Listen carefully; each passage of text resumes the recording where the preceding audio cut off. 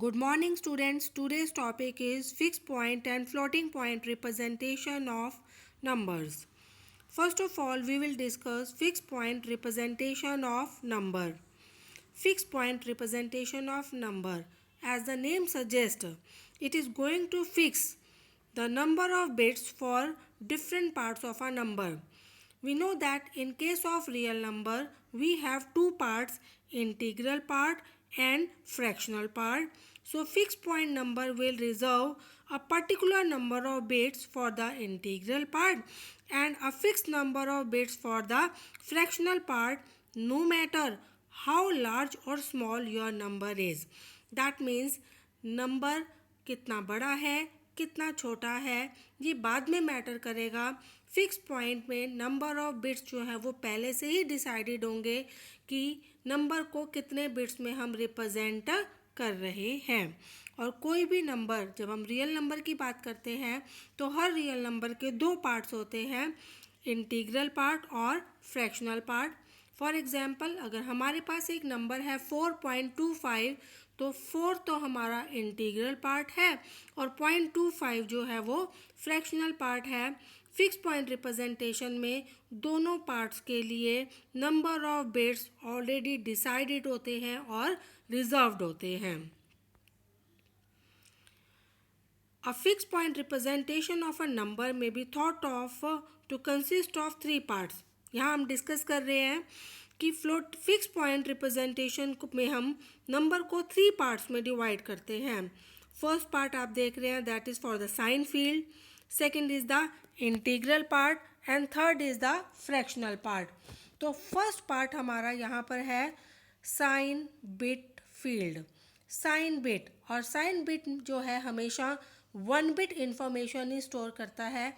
It means sign bit या तो 0 होगा या फिर साइन बिट क्या होगा 1। 0 is used to represent a positive number and 1 is used to represent a negative number. Now second thing is the integral part that will store the integer part of your question. For example, if it is 4.25, then integral part is going to store number 4 but in binary format. Next is the fractional part. 0.25 is going to be stored in the fractional part but in binary form. Suppose we have a 32-bit format. 32-bit format, half of 32 is 16. So 16 bit are used for the fractional part, and out of the remaining 16 bits, 1 bit is given to the sign part and the remaining 15 bits are given to the integral part. For example, we have a number minus 43.625 and we have to represent it in the 32-bit representation. First of all, number of bits are 32. That means we have to divide it into two parts. In 16-bit we are going to represent the fractional part, and in the remaining 16-bit we are going to represent sign as well as the integral part. और sign के लिए हमें 1 bit रखना है। It means integral part को total मिलेंगे 15 bits. Now how we are going to represent is minus 43.625. First of all, the number is negative, so the sign bit is 1. We have already discussed, if sign bit is 0, number is positive. If sign bit is 1, then the number is negative. So we write 1 for sign bit because the number is minus 43.625. Next, 43 को हमने convert किया binary में, it is 101011. Now 101011, it is a 7-bit representation, but हमारे पास integral part के लिए कितने bits है 15. That means हमें जो है स्टार्टिंग में इतने ज़ीरोज़ लगाने पड़ेंगे ताकि इंटीग्रल पार्ट जो है हमारा कितने में रिप्रेजेंट हो सके 15 बिट में रिप्रेजेंट हो सके. तो आप देखेंगे इंटीग्रल पार्ट में हमने स्टार्टिंग में ज़ीरोज़ लगाए हैं जिससे कि total number of integral parts में जो बिट्स हैं वो 15 बिट्स हो जाएं. सिमिलरली 0.625 को जब हम कन्वर्ट करेंगे, it is 0.101 in binary. 101 कितना स्पेस लेगा मेमोरी में, 3 बिट्स। लेकिन मुझे फ्रैक्शनल पार्ट को कितने में रिप्रेजेंट करना है, 16 बिट में। दैट मीन्स मुझे 3 ऑलरेडी है, 13 और, तो 13 जीरोज जो है हम इसके आगे लगाएंगे। तो आप देख सकते हैं फ्रैक्शनल पार्ट में सबसे पहले हमने लिखा 1 0 1, और उसके बाद हमारे पास जो है 13 जीरोज हैं। तो हमने इस नंबर को रिप्रेजेंट किया, साइन बिट में 1 लिखा, इंटीग्रल पार्ट 15 बिट्स कंज्यूम करेगा और फ्रैक्शनल पार्ट हमारा 16 बिट कंज्यूम करेगा। This is the 32 bit representation of a number -43.625। Same example हम कैरी ऑन कर रहे हैं, लेकिन अब हमारी रिप्रेजेंटेशन 32 की बजाय कितनी है, 16 बिट। 16 बिट डिवाइड 16 का हाफ हो गया हमारा 8। दैट मीन्स फ्रैक्शनल पार्ट कितना स्पेस लेगा मेमोरी में, 8 बिट। रिमेनिंग 8 बिट को शेयर करेंगे आपका साइन बिट और integral part. Sign bit 1 bit ही कंज्यूम करेगा और इंटीग्रल पार्ट आपका कितना करेगा, 7 बिट। अब देखिए आप लोग, इंटीग्रल के अंदर हमारे पास नंबर था 101011। ऑलरेडी 43 जो है वो 6 बिट का है, लेकिन मुझे रिप्रेजेंट करना है उसे 7 बिट में है। तो हमने इंटीग्रल में आगे आपका लगाया 0, तो नंबर हुआ हमारा 01010111। सिमिलरली फ्रैक्शनल पार्ट में हमें रिप्रेजेंट करना है 8 बिट्स में, लेकिन नंबर मेरे पास है 0.101, तो हमने उसके एंड में 5 जीरोज ऐड ऑन कर दी। तो सेम नंबर हमने यहाँ रिप्रेजेंट किया 16 बिट्स में। Now these are the advantages and disadvantages of the fixed point representation. The main advantage is it is straightforward, easy to represent because हमने already define कर दिया कि कितना साइन बिट को देना है, कितना इंटीग्रल पार्ट और कितना फ्रैक्शनल पार्ट है।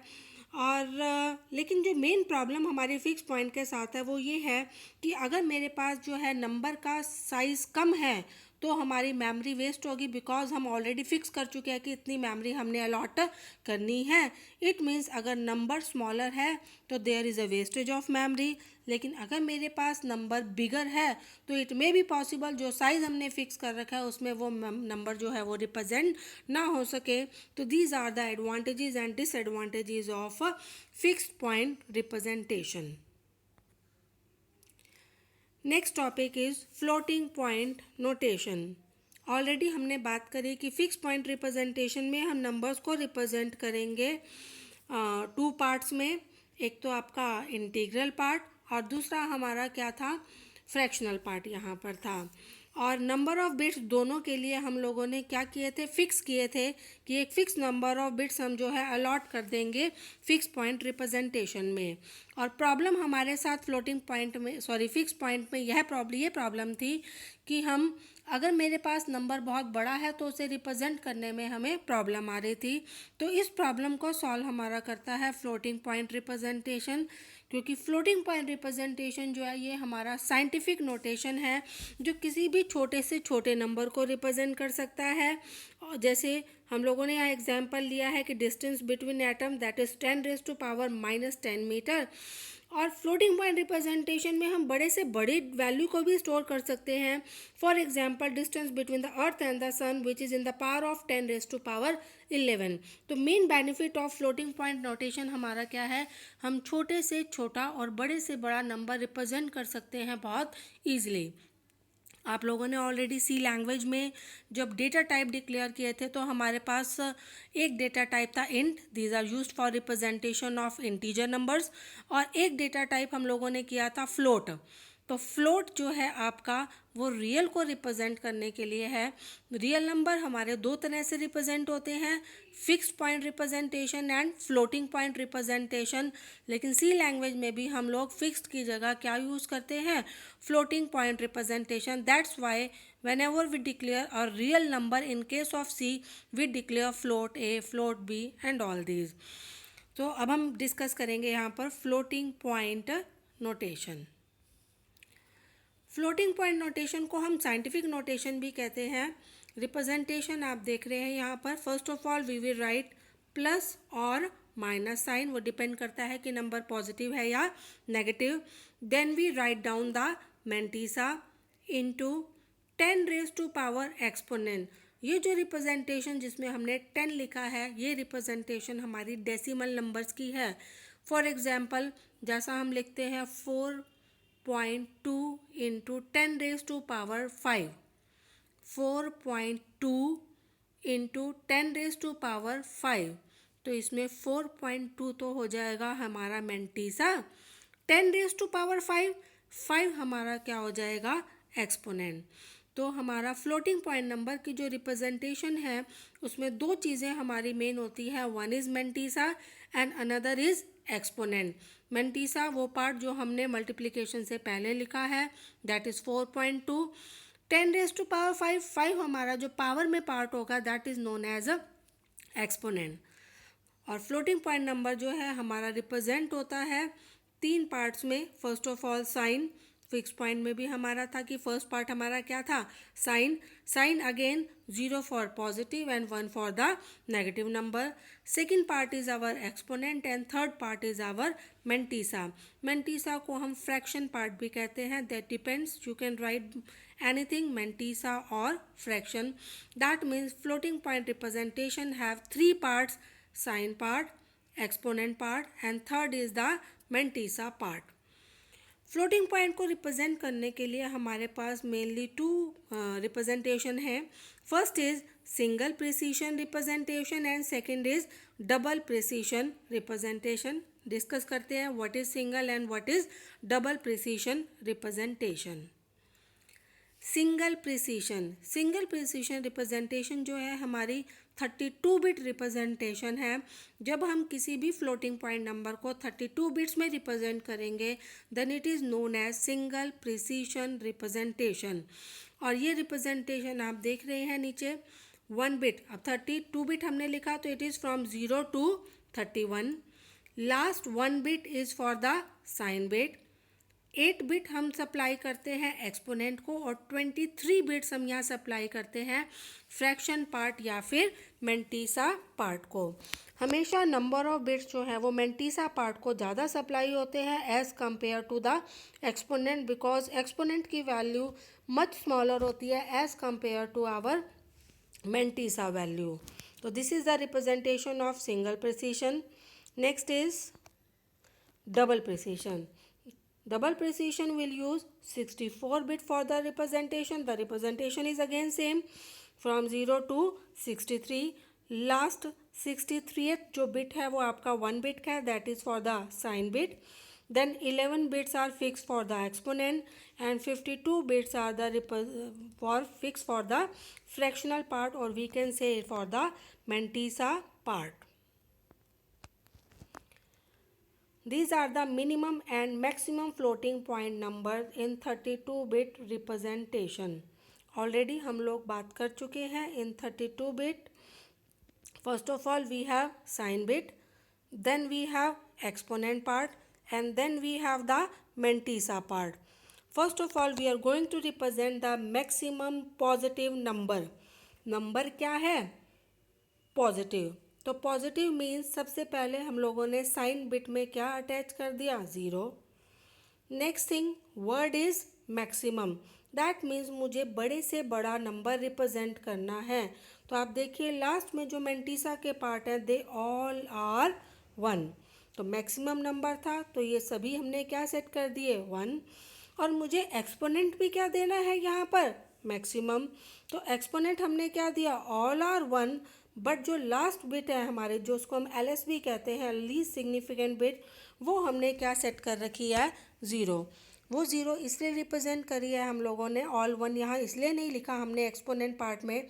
फॉर एग्जांपल जब हम बात करते हैं कि नंबर मेरे पास टोटल 16 है, तो एक्चुअली नंबर टोटल 16 नहीं होते, it is from 0 to 15। Number total 16 है बट लास्ट नंबर जो हाईएस्ट नंबर होता है वो 16 ना होकर हमारा 15 होता है, it is always 1 less than the actual. तो यहाँ पर हम जब लास्ट में 0 लगा रहे हैं it means it is 1 less than the final या bigger value. Now we are representing the minimum positive number. For minimum positive number again it is a positive number, sign is 0। Minimum तो हमने इसके mantissa के parts में सभी को क्या set कर दिया है? 0। और यहाँ पर एक्सपोनेंट कम से कम एक्सपोनेंट हमारा क्या होगा, 1 तो होगा मिनिमम। तो मैं एक्सपोनेंट की वैल्यू क्या रखी है, 0 0 0 एंड एट लास्ट आप देख रहे हैं कि यहाँ पर 1 है। तो फर्स्ट टू रिप्रेजेंटेशन हो गई हमारी पॉजिटिव नंबर को मैक्सिमम क्या होगा और मिनिमम। नेक्स्ट हम रिप्रेजेंट करते हैं फॉर द नेगेटिव नंबर। हम देख रहे हैं कि एक्सपोनेंट की वैल्यू और मेंटिसा की वैल्यू एग्जैक्टली सेम है, whether the number is maximum और whether the number is minimum. सिर्फ और सिर्फ एक ही चेंज है साइन में। फर्स्ट टू के केस में साइन हमारा था positive, so we write the sign bit 0। Last two cases में साइन हमारा है नेगेटिव, तो हम लोग साइन बिट को यहाँ सेट करेंगे, मैक्सिमम में भी 1 सेट करेंगे और मिनिमम में भी 1 सेट करेंगे। तो these are the maximum and minimum floating point value for the 32-bit representation, or we can say for the single precision representation. Advantages and disadvantages of the floating point representation ये discuss करने वाले हैं अभी हम। Advantage तो main क्या है कि हम with the help of floating point representation हम बड़े से बड़ा और छोटे से छोटा नंबर रिप्रेजेंट कर सकते हैं। जैसे कि अगर मुझे नंबर रिप्रेजेंट करना था 4.2 इंटू 10⁻80, तो एक्सपोनेंट जो है सिर्फ क्या स्टोर करेगा, 82 डिजिट नंबर है, जबकि एक्चुअली 10⁻80 बहुत बिगर नंबर हो जाएगा। सिमिलरली अगर यही मुझे नंबर -80 में स्टोर करना होता तो ये नंबर बहुत ही स्मॉलर है। तो अगर हमारे पास नंबर बहुत ही लार्ज और स्मॉल स्केल के हैं तो वो इजीली रिप्रेजेंट हो जाते हैं हमारे फ्लोटिंग पॉइंट रिप्रेजेंटेशन के अंदर। सेकेंड थिंग ये कि अगर हम नंबर्स को रिप्रेजेंट करने के लिए फ्लोटिंग पॉइंट रिप्रेजेंटेशन ही यूज़ करते हैं तो नंबर्स को फ्यूचर आगे ऐड करना और सब्ट्रैक्ट करना भी बहुत ईजी हो जाता है। Now the practice question for you. You have to write the minimum and maximum floating point number using 64-bit representation. Exactly same रहेगा जैसा हमने 32-bit में किया, just there is a change in the number of bits in the exponent part and in the mantissa part. Thank you very much.